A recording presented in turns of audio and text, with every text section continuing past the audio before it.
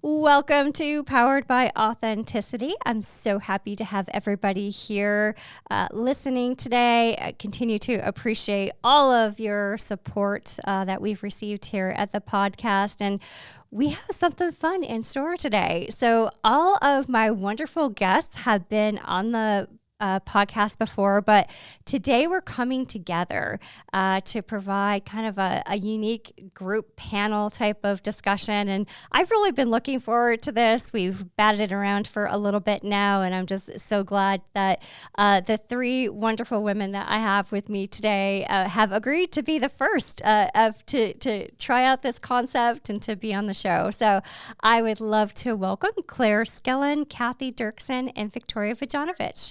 Hi, everybody. Hi, Emily. Thanks Hi, for Emily. having us. Hello. How's everyone doing tonight? Doing very well. Doing good. Awesome. I'm doing good, but my cat and dog have decided to battle again. So if I suddenly jump up, I am playing referee.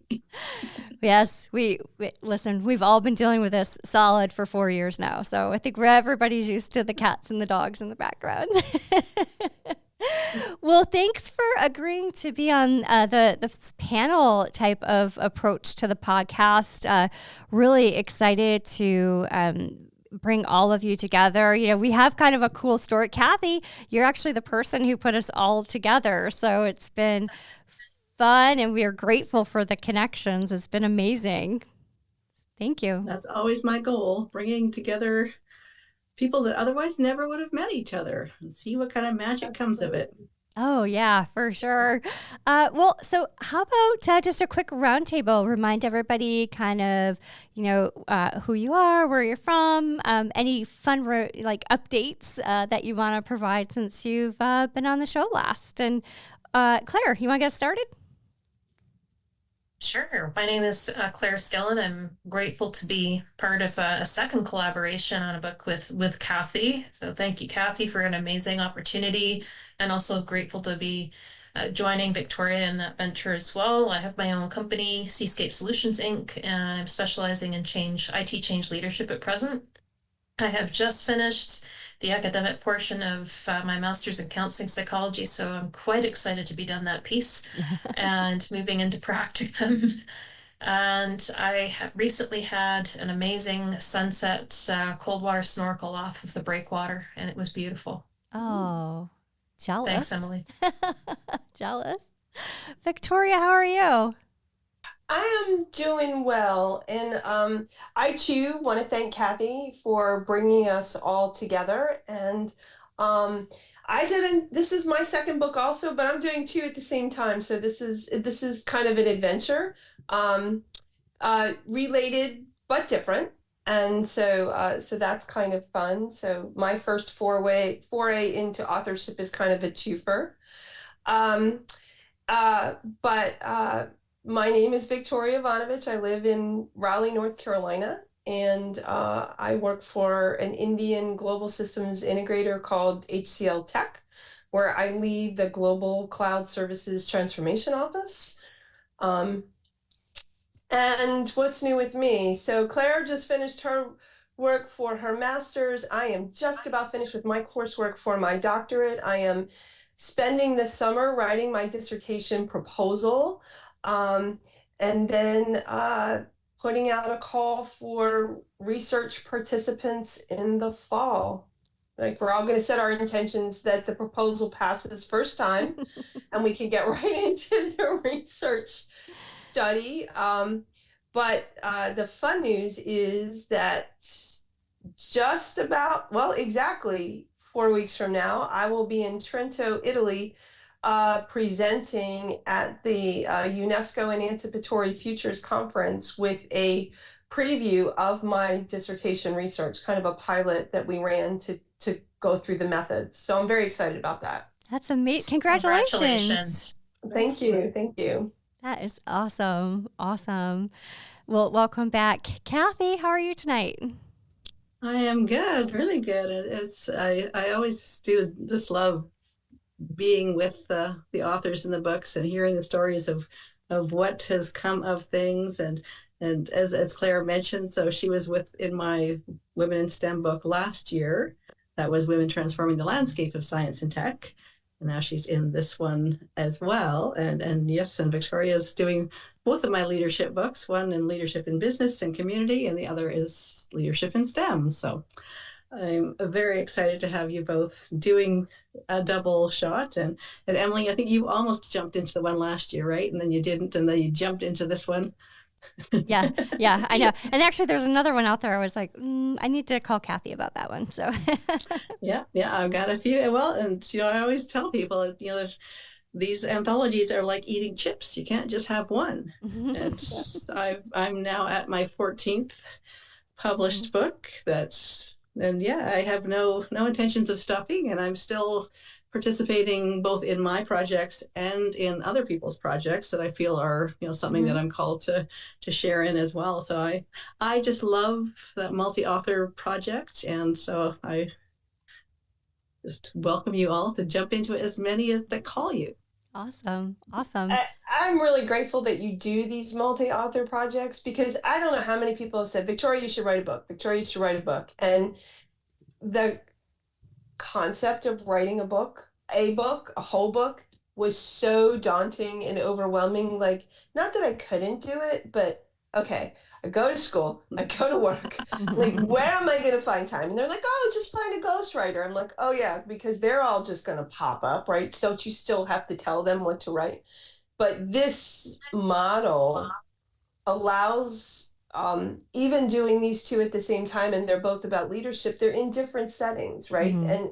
And I think it allows us as authors to show all the different facets of who we are and where our influence is, and the different arenas in which we play. So very grateful. Yeah.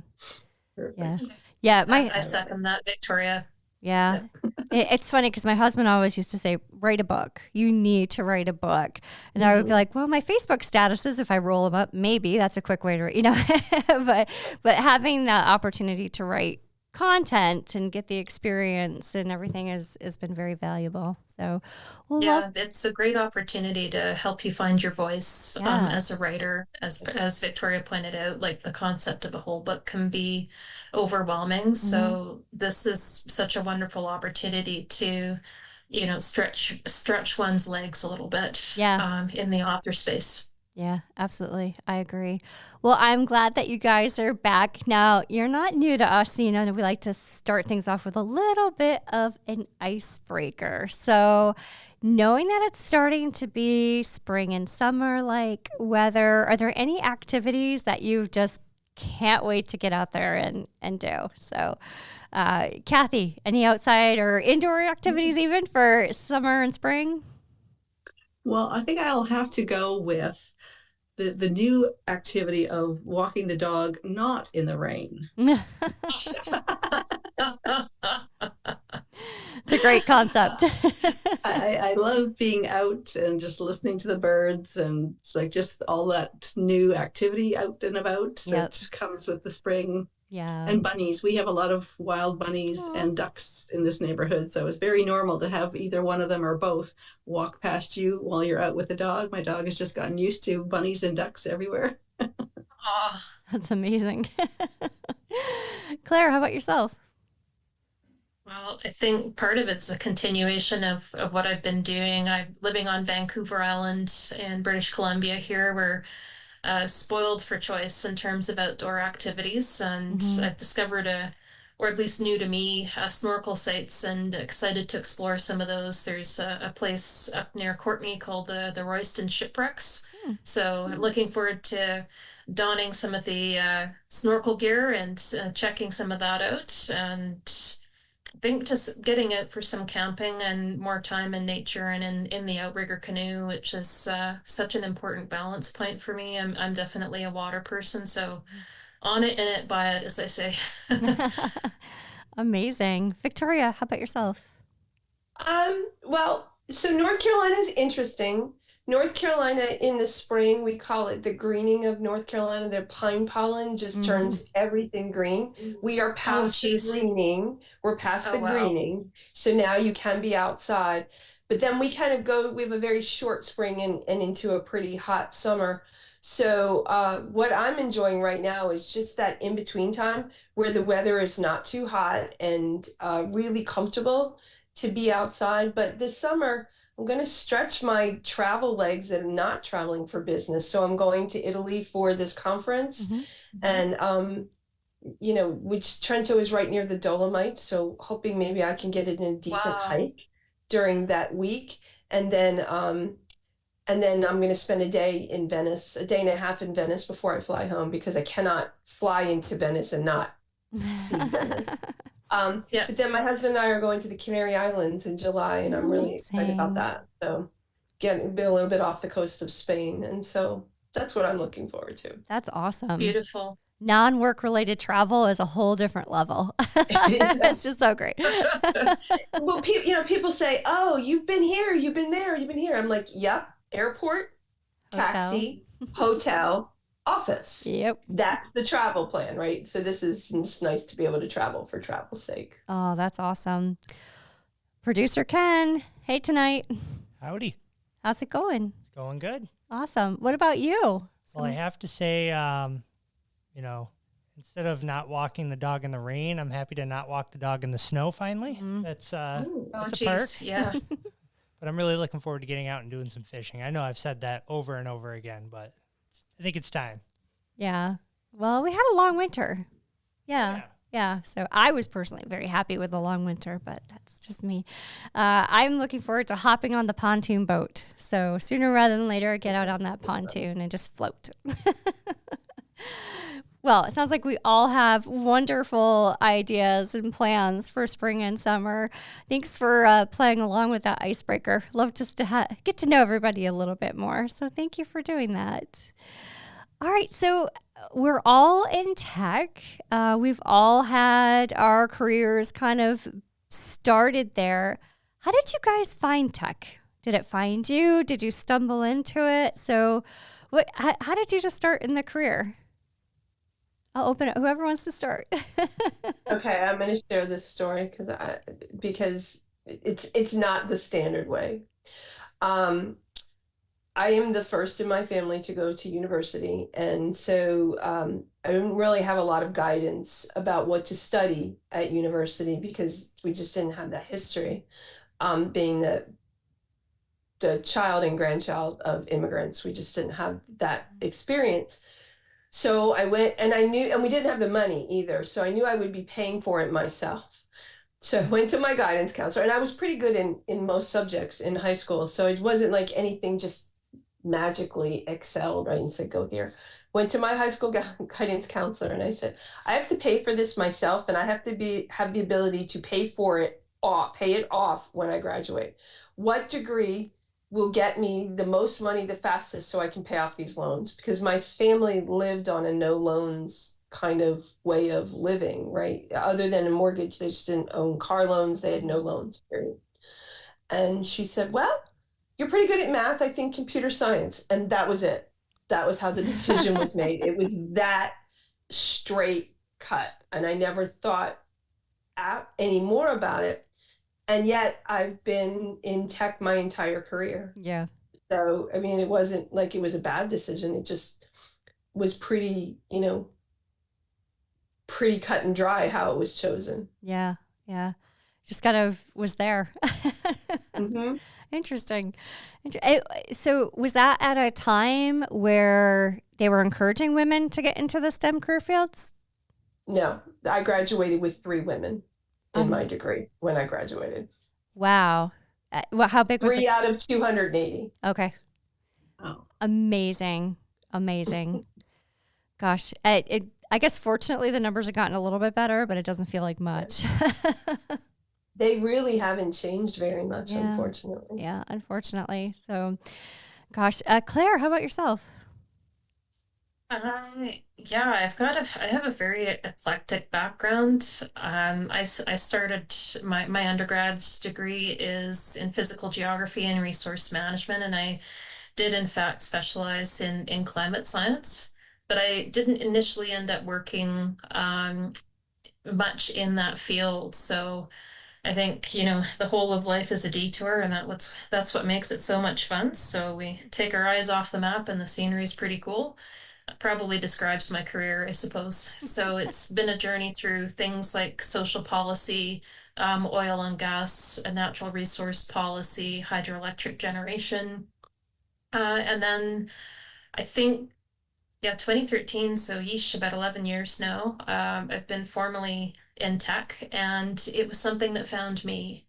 And so, yeah, after BC Hydro, where I was working on things like procurement and balance sheets for transmission and distribution and maintenance performance metrics for hydroelectric generation for hydro, I there were downsizings that happened with hydro, and I think close to actually about 11 to 12% of all of BC Hydro that year was chopped due to, funding challenges and such. So in networking, I found myself stepping into a role that, had you spoken to me about 2 years before, I don't think I would have ever considered. And so I actually fell into the business analyst role. This is why I think, these conversations are really important, because there's lots of ways to bridge into STEM. So you have someone like me that was working more on the science side, working on the policy, but guess what? Like, as part of a number of my jobs, as a policy person, I understood business rules, backwards and forwards. Had lots of project management experience, informal, informal, some change leadership stuff, and then business process. And a lot of those skills actually translated quite well over to the BA role, which is where I got my footing in the tech sector. And so I do encourage people to take a second look at the skill sets and see how much can actually bridge over, because there's so many really cool things to be working on in STEM. And yes, it can be for anyone. There's lots of micro credentialing too that can help people bridge. And I took a number of initial courses in, like the ITIL certification and some of the business process and requirements gathering side of things, which I think are almost foundational for everyone these days.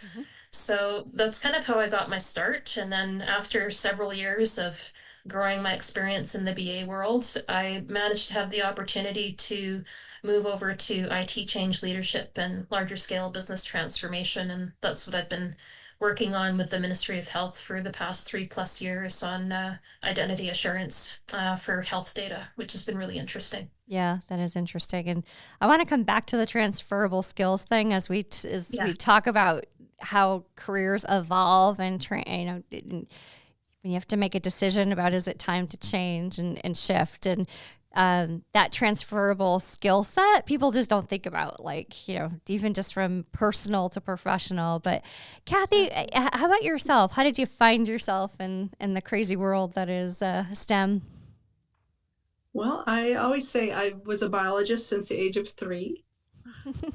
From the earliest time that I could distinguish between what I was interested in, I was always picking up critters, curious about things, coming home with pockets full of worms. My bedroom was a zoo of all kinds of, I would collect frog eggs, and then I have my tadpoles and my frogs. I would have lizards, I would have newts, I would have spiders. Were the only thing I didn't have any fondness for. Pretty much any other creature that I could collect locally, and I had. So biology has always been where I knew my heart was, and still is now, even though I've been out of the field for, I guess since 2010, 2011 is when I left that world. And my curiosity for life and what I consider the magic of life took me into genetics. And so I worked in medical genetics for about 25 years. And when I first started, it really was more on the biology science side. But that was at the whole time when the Human Genome Project was coming in, that whole thing of genomics being birthed out of genetics. And so really it went from biology to tech in the way that we would deal with kind of the samples and the data massive amounts that were coming out of all the new information. So that was kind of how I got started and where I ended up. And yes, your topic next of this transferable skills. I mean, definitely my journey shows you I've now done 2 complete career changes since that career. And yes, knowing and seeing and letting yourself find your skills is definitely a huge part of finding that next step. Yeah. Yeah. And, so I think it's, pivoting into that, I look at, I've had a couple of guests on and they talk about how, they went from nursing to tech and, taking what skill sets they had in time management and problem management and being able to apply that and, not really thinking about it in the moment. So, Claire, encouraging, I love that. When we say STEM, it's also massive, right? It could mean so much. Like when I first started out in tech, I didn't know what a business analyst did. I knew how to put together a computer and that was about all I could do. So, talk to me about, if you do think it's time to make a pivot in your career or your life, whether it's forced, look at first quarter 2024, massive layoffs in tech. 56% of those layoffs were represented by females. So it hit the female tech industry hardest. We're already underrepresented, and then we have a high layoff like that. What do you do? So you're forced to, or you feel like it's time to make a pivot. What's some suggestions that you guys have for others who might be out there feeling, Cathy, like it was time for you to make a change? Like, what do you do? And how do you use those transferable skills to know where you should go? Any advice? I think the first thing you have to do is take stock of the skills that you have. And a lot of times we overlook, women especially tend to overlook the skills that we bring to the table. Mm-hmm. And so I think that's the first piece is literally take, pen, 3x5 card, whatever, and write them out. What do you do? And think about your whole life. So this is especially true for women who take a career break.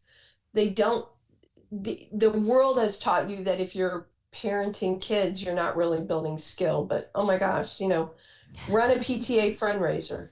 You've got a lot of skill. Okay. Patience being the number one. Just running a household. Running a household. You have a lot of skill. But really starting to prioritization, right? Ability to drive execution. There's a lot of things that you can do. The other thing is I really follow Marcus Buckingham and who is a social psychologist or a sociologist, yeah. I guess. And one of the things that he talks about is a different way of looking at strengths and weaknesses. A lot of times we talk about doing something, if you do it well, it has to be a strength. But he really puts an energy component to it. You could do something really well and it sucks the life out of you. That is not a strength. It is a weakness, right? Yeah. So in the most awful of circumstances, getting laid off, sometimes it can be a gift, right? Because it really does afford you, even, yes, you have concerns about salary and running your household, but it gives you a little bit of space to assess that we don't often give ourselves that time and space to assess. Think about what, a real strength is something you do really well and energizes you, brings you passion, makes you want to get up in the morning, right? Like my experiences with Cathy to date, she's using her strengths. Not that she doesn't have gifts in biology or medicine, but this is a strength for her. Yeah. Yeah, I had somebody on who had taken a career break to have children, and she said, then she was pivoting in life, and she's like, I took a step back. I had to keep those kids alive. Like that was a skill set. Yes. Yeah, absolutely. Claire, any thoughts on this one? I really echo what Victoria says. As Marcus Buckingham indicates, a strength is something that makes you feel strong in the process of doing it. And the exercise in self-discovery, where you can align yourself more closely to that, is really, really important, because everybody wins when you're able to spend more time on that side of things than on the things that drain you. So I know you mentioned in a previous podcast that you and I did, I talked about, and yes, I'm swearing on a podcast. You're good. Yeah, I am. Yeah. So it's the hit list and the shit list. And so the hit list is the stuff, as Victoria was describing from Marcus Buckingham, is the things that give you energy. And then the shit list is the stuff that, drains your energy. And I think, realistically, no matter what, there's always going to be some tasks that are routine that might not be your favorite things to do, but you can have an influence as to the makeup of those. And I think a key thing is, to echo what Victoria said, to don't limit yourself by job title. Focus on the skills and figure out how to create various combinations of those, and then figure out what's the closest type of job that might line up to that. Or, maybe you go up to a company and say, hey, I have an idea for a role. It's this, and this is all the capability that can bring. But a key thing is, and this is a good reminder for me to do this again, so I got to practice what I preach, but I think it's really important to check in on your values, because, sometimes, like, your core values are, I call those, as I've referenced in the previous book with Cathy, my internal board of directors. And so if I don't check in very often, they may very well have shuffled seats and I wasn't aware. And that means that there might be someone else, one of the values that's influencing decision making or choices a little bit more than previous. And if you reconnect with those values, then you figure out a little bit more accurately where to channel your energy and the directions and opportunities that are going to light you up from the inside out. And again, that's a scenario where really everybody wins. Mm-hmm. Yeah. Yeah. And the other part too is, especially with layoffs, or, if it's a forced career change, I think it's really important to sit and reflect that that is no indication of your worth. No one else decides what you're worth except for you. And so that's a really important first step as well, because getting laid off, mass layoffs, no matter what, they impact people. And it's hard for that not to get on the inside. Yes. Sometimes. And so it's really important to take stock of the fact that there's a ton of value that you bring. And when you go through, like, the strengths exercise and the values exercise, there's so many possibilities that can come up for you. And then you figure out, like, the Vishen thing, which is a reframe on goals, is, what experiences do I want to have in life? Who do I need to become in order to achieve those? And then how can I help other people do the same? Mm-hmm. I love that. Yeah, the couple things you said that really resonated with me. One is the balance, right? Not everything you do is going to be a strength and give you passion, but if Buckingham says if you can hit 75 to 80% of your time spent on things you do well and give you energy, then you've got that reserve, right, to do the 20 to 25% that doesn't. But the other thing is, no person is their job title. No person 100%. is their job title. Yeah. I love that. Yeah. Cathy, any thoughts? Yes, oh, definitely. And where Victoria left off right there, that you are not your job title, that whole angle of really thinking outside of the box. We have been so trained in our younger careers of, here's what the options are, choose the option you want. And, even when my kids were in school, they would have those talks about careers, and they say there's nurses, firefighters, police, teacher, and it's like, these are the boxes you have to fit into.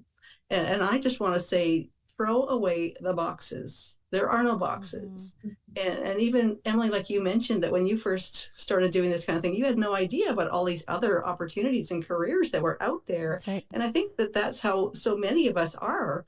We get going on a career path and we see those what we have been told are the different options you can choose from. But the reality is the opportunities and the possibilities are really endless.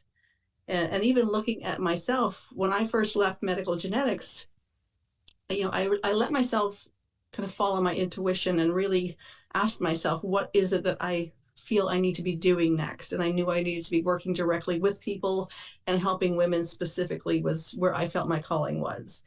And at that time, I went into financial planning. And that was mainly because I was still in that thinking of what are those options I know of that would fit what I think I need to do. And so it was kind of a next step, but was not the best step.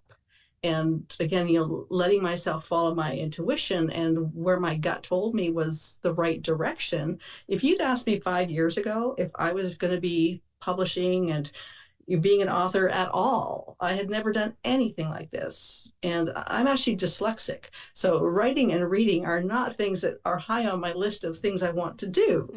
But once I realized and got involved in these different things, I realized how I actually love doing them, and I love helping others to do them and bringing it together. So really that idea of throw the boxes away, go just down to those skills, go down to those interests, and follow that path. And quite often, and even I would say more today than ever, that opportunity of creating a position that is what you want it to be, getting away from, again, those standard positions that used to be. But these are my skills. This is how I can contribute to another person's business or creating your own business. That to me would be my biggest piece of advice. Just open it up wide and step away from the box. Yeah, and I'm curious to hear your thoughts, but right now I think it's there are no boxes. Like if there's something that you're interested in and you feel like it could be a career and could develop into something, there's probably somebody out there looking for someone to do just that. Because if you're thinking about it, somebody else is probably thinking about it. So, any thoughts on that? I mean, big companies, small companies, they're getting creative about, roles and the way people are doing work. So any thoughts about kind of, being able to be creative and come up with your own ideas and approaches? I think there's a couple of things to think about. So there's definitely the corporate realm, but as Emily, as you and I talked about, my dissertation topic is reimagining what the future of work looks like for mid to late career women. And one of the articles that I cover in my literature review is an article from Forbes that says women over 50 are the largest untapped pool of entrepreneurial talent in the world. Wow. And that so that really got me thinking about what is my quote retirement from corporate life going to look like, because I want to be in that space. I want to be an entrepreneur, but two, want to enable other women. And there's reasons that women our age, I think I could say that about all four of us on this call, don't take that path. There's economic pressures, there's societal pressures, there's the environment, there's political pressures, there's a lot of different pressures that cause women not to do that. And so what I'm hoping to take from my research is a way to say, no, let's figure out what those barriers are, break them down, and make that, because the UN has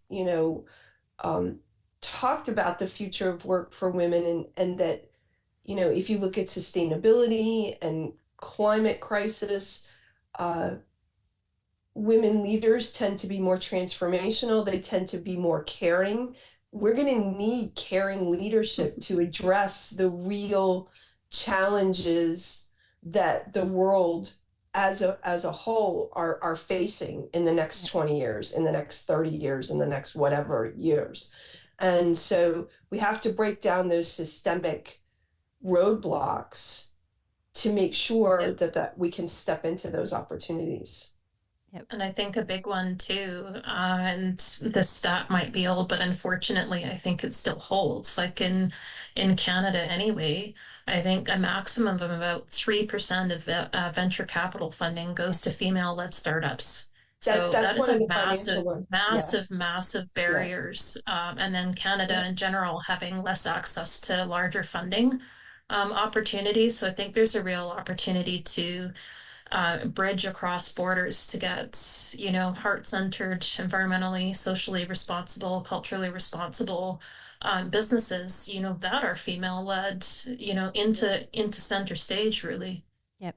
Yeah, the United Nations anticipates that women-funded businesses is less than 3% globally. Okay, right? we just do not invest in women-owned companies. This whole thing too is as a whole. It's been a big part of the work that I'm doing. I mean, the books are the part that people see, but the bigger vision of what I'm doing is really helping midlife women, especially, to really see those opportunities and possibilities. And I look at it too, this model that we've had traditionally of retirement, I don't think is the model that works for most women anymore. And I think like things that we are doing as entrepreneurs is the perfect solution. And I see myself doing this into my 80s. And, you look at it as far as, our traditional model of what women have been told we're supposed to do after the age of 50 is pretty much just curl up in a corner and disappear. Okay, we're done with you. Just go over there. Whereas, you know what, we are not taking that, and that's not what we're looking for. And so to me, stepping into being an entrepreneur where we can create what we are passionate about doing is so important. And when we look that we need to plan to live into our 90s, and hopefully most of those years will be, our brains and our bodies will be doing just fine. So to me, to be able to do something and be involved in things where we are feeling inspired and motivated and contributing right through all of those decades, I think is so important. We look at our mental health, our physical health. I mean, being socially active, being challenged with things, those are things we need to look at doing right through our 50s, 60s, 70s, 80s, hopefully into our 90s. Just keep doing this kind of stuff where we're talking, we're thinking, we're doing new things. This is what women need to be focused on. And we need more of that. So I look at it this way. When you're in your 20s, you're in school, raising kids, that type of thing. 30s, you're starting to, you still got kids at home. You're trying to figure out your career. You're trying to advance your career. 40s, you're starting to say, okay, I'm ready for the next step. I'm ready for advancement. And particularly in STEM, there is no advancement. So by the time you get to 50 and you've gained all of this knowledge, you've been able to, realize what it takes operationally and functionally to run organizations. You know what you like to do, what you're good at, what value you bring.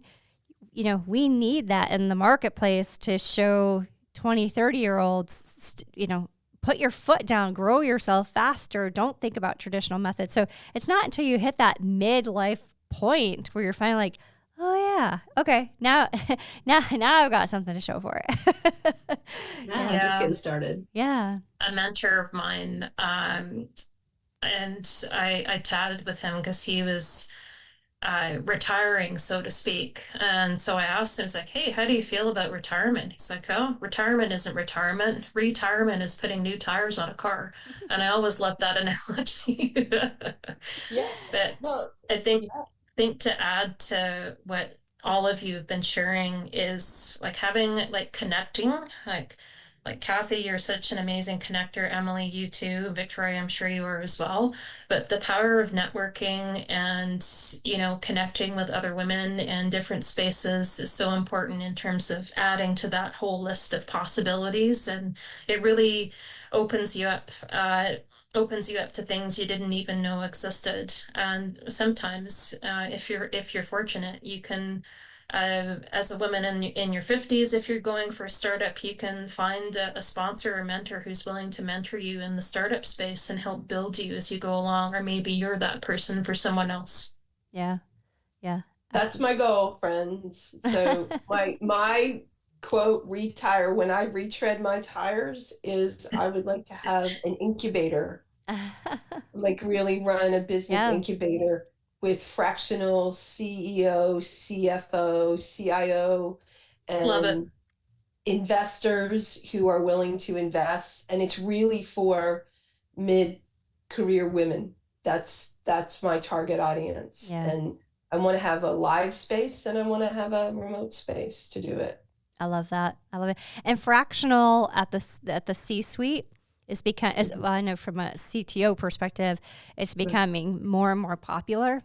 Absolutely. Yeah, because there's, times where you have an organization who needs the grooming, the structure, but not necessarily in a full-time capacity. So, especially smaller organizations, it's perfect. So And even from a startup lens, right? If you yeah, for bring in a sure. fractional C-suite person who Yep. has the experience but is not looking for a long-term commitment just to get you going, Yep. right? While you can go out and search for who might do it for you long-term. Yep.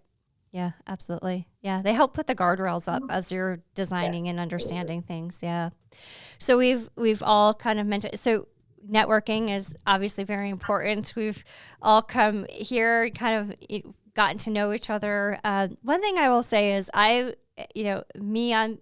looking at different avenues and trying to pivot not only from a podcast and having that platform, but to do more like keynotes and to shift my career in a different direction. And I actually went through LinkedIn. I found a coach. I hired a coach because I didn't know how to do that. And it felt a little gutsy to say, I don't know how to do something, so I'm going to ask for help. But really, truly, isn't that the beauty of like LinkedIn and conversations like that is you can get that help. So how do you think networking plays a part? How do you go about networking? How do you go find that person who you really look up to and just take a shot because they're doing it and reach out? So what are some just thoughts and ideas and or stories you like to share about the power of networking and just how to start doing it?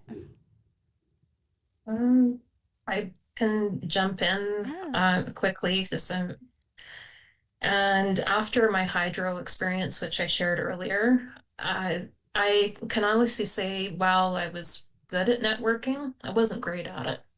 And ironically enough, that situation put me in a position of really learning those skills and getting me out of my comfort zone a little bit, because I wasn't somebody that would, just randomly approach someone on LinkedIn and say, "Hi, I'm Claire. Can we chat for 30 minutes?"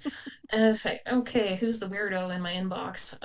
But the key thing is that you come up with your 30-second elevator pitch, and that's why, like, when we all talked about earlier about understanding your strengths and your why and your values, if you're able to summarize that and share a quick paragraph about who you are and why you are and what you're curious about and passionate about.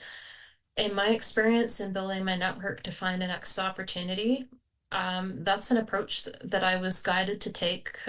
This was from my time with the Minerva Foundation for BC Women. I got some great advice there. And I found that probably, a third of the people that I reached out to were actually quite open to having a conversation and sharing a little bit about their journey, talking about some of the skills and things that you need to be successful in that space or where the industry is going and such. And then, sometimes they're also willing to introduce you to a couple of other people that they know, which is always better than the cold call, right? Yeah. And then networking events, get curious, go to some networking events and go learn about other people too, or take some training and do something that you wouldn't ordinarily do to kind of inspire some expansion. That's awesome. Get gutsy. Take a Yes, I leap. think get gutsy. I like that. Yeah. I love that. I love get gutsy. And I think the other thing that we have to encourage ourselves to do, the pandemic really shifted thoughts and feelings about going out. Just think about it that way, right? Like we're all on this Zoom call because we're all over the Americas. But people have gotten too comfortable having a Zoom call with somebody that's across town. You have to get out. And I know for me personally, I have asthma, so I was the ultimate hermit during the pandemic. I have asthma, and my oldest daughter has a serious lung disease called bronchopulmonary dysplasia. And nobody came to our house. We didn't go grocery shopping, right? Like everything was delivered. And so you have to we all have to kind of reprogram ourselves to get out and attend things. I think joining, go to a conference, go to a TEDx, if nothing else. They're everywhere. Just go. You're going to find somebody, just the person sitting next to you. I think that networking used to be really formal, and you had to have your little, business card to exchange, and why do I want to talk to you, and what are the 3 things I want to get out? They used to give all these lessons. I think now it's much more of a conversation. And if you're in a common space with people, like Claire, I wouldn't have met you just in any of my network. But now that I've met you, I'm not letting go, sister, right? Like same for all 3 of you, right? Like, so I think it's also kind of being open to that, right? That you're going to meet people on your path that you didn't have any intention about. It happened, right? But I'm not letting go. Like you're all in for forever, right? That's just the way it works. So I think sometimes when we talk about things like this, it's not necessarily having a formal process, but having a more open stance. I'm going to meet people. I make it a point when I fly a lot for work, I talk to the person next to me on the plane. And unless that person says, I don't want to talk to you. And I will say, if you don't want to have a conversation, you can just indicate right now, I know how to be quiet. But believe it or not, I do. But there are those kinds of things, right? Just being more open to having a conversation. I love that. Cathy? I agree that yes, there is that kind of networking where you're looking for a specific person to connect with. But yes, I think there's so much value in, like Victoria's describing, just really everyone around you. You don't know who that person is. You don't know what they're going to contribute to your life going forward. And then add the fact that that every nice thing that you say to anyone around you completely changes their day and potentially their life. And that's how I kind of go into things these days, is really just having that complete open of being curious. Like, oh, what are you up to? What's new? And looking for those little connections and overlaps and ways to kind of connect them with somebody else, or where they might overlap with you. And I guess even if I look at right now what I'm doing with all the books, that really has become a key skill that I do have, of really kind of stepping into a room and just being drawn to different people. And Victoria, kind of to your point about Zoom versus in real life, I would say that I am very much an introvert. And so when I'm actually in a busy crowd that's noisy, and that I do tend to kind of almost hermit in that crowd. I'm part of it that my hearing doesn't like lots of noise and lots of voices all around me. But I find connecting on Zoom, I'm actually able to relax more and connect more. But I completely agree that I do need to get out more. Yeah. It's tough though, and I think for many years we were all programmed just to stay inside. So it's reshifting. So be gutsy, be bold, be curious, talk, communicate, and just, people have amazing stories. And I think that's one way that you also learn a lot about yourself too, is through other stories and getting to know people and connect. So it's very awesome. I feel very fortunate to have connected with each of you through the book. And, it's funny, I think about all the conversations. I'm like, I would have never met you guys probably if it hadn't been, for doing the book projects. And it's been such a strong connection that I just, feel very, very grateful that, took the opportunity to connect with Cathy. So that's awesome. But well, I've appreciated this conversation so much. I love chatting. I could chat all night, quite frankly, with you guys. But what's next? Anything new and fun on the horizon for anybody? Got some vacations coming up, but anything else anybody wants to share? Well, I'll jump in and just let you know, to kind of fit in with this whole conversation. One of my next books is focused on helping women who are making career transitions.